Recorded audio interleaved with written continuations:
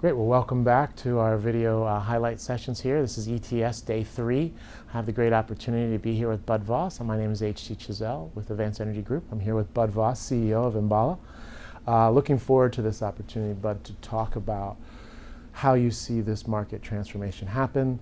There's been a lot of discussion in our session so far about whether we're in an evolution or revolution, a transition or a transformation. And in the role that you have in terms of monetizing these DR assets and working with utilities, how do you see everything unfolding? Yes, great and wonderful event, and so happy to be here and to be with you, HG. I think that this question of revolution versus evolution, it's so different depending on who you ask. Electric utilities today, the way we see it, the regulated electric utility, I think they're in an evolution, and it's partially because of the business model that they have to work within. The regulated business model almost forces them to just incrementally evolve.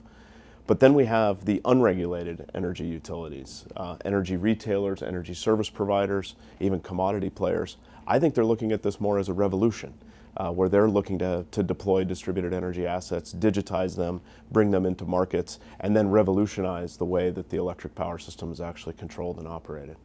Excellent. And the history of Enbala comes from a place of demand response and then looking at ways to monetize customer assets as an aggregator.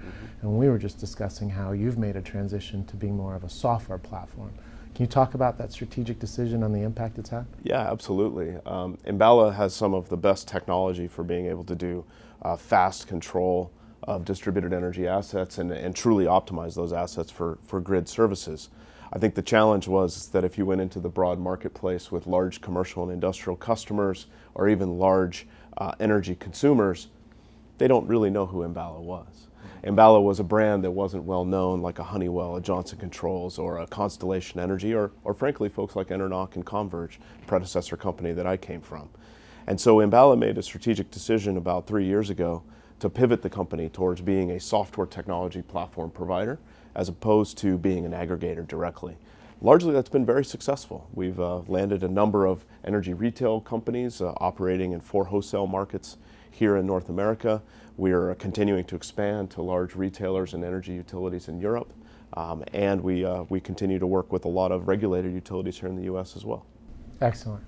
So it seems to be one core capability gap that we need to solve is providing real-time value to the end user who is providing flexibility to the grid.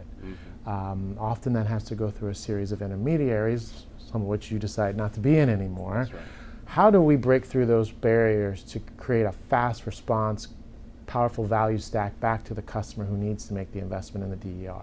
Yeah, absolutely. I think you hit on the core reason why we see pockets of DERs being deployed in various parts of the country as opposed to other parts of North America where it's not being deployed.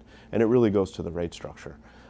The ability to flexibly move either loads or energy storage or other types of assets around and flexibly move those around either peak rates or peak demand constraints is vitally important to help create that value for the end customer. I think there's also drivers around this concept of solar plus storage. How do we consume as much of the free fuel, so to speak, as possible coming from the sun? And so it's in those pockets that we see that real-time value being delivered to the end customer. But then as we look at other places in the country where maybe they don't have that rate structure, they perhaps don't have that emphasis on renewables as we do in other parts of the country, we don't quite see that same driver yet. I think this is, again, going to be a transformational change. At some point, this is going to change. We're going to see the scales tip in the direction where this is just happening everywhere. It seems that regulatory understanding is so critical to encourage utilities, quote unquote, to make the hard decisions around rate structure and creating programs like non-wires alternatives and demand management programs. If you could convey a key message to the regulatory community, what would that be? That one I think is pretty simple. It's that I have this photo, it's a wonderful photo of New York City in 1910. And the first photo, it's 2 photos side by side. First photo's from January or February of 1910, and the streets of New York City were filled with horses. The second photo is from later in that year, September of 1910, and the streets were filled with vehicles. And so in less than 9 months, we saw a rapid transformation of the transportation industry, which frankly New York City was not ready to take on at that point in time. I think the same is true of distributed energy. At one point in time, we're going to look back at the photos of distributed energy and we're going to say, where did all these resources come from? And so my message to the regulator is, it's here today, and they actually hold the keys to allowing that transformation to occur from the horse to the automobile. Great. One other thought on that comes to mind is the critical component of the cost-benefit analysis.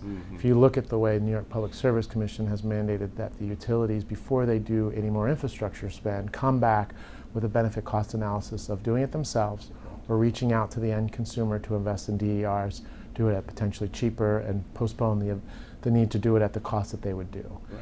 To what extent can your software platform help clarify this benefit cost analysis that needs to happen to put more value at the DER level versus at the utility level? Great question, and I think it is one of the core fundamental elements of our platform itself, because we focus on how to do these very, very fast optimizations so that we can use these types of resources for all kinds of markets, not just demand response, but even going up to things like secondary frequency regulation, frequency control.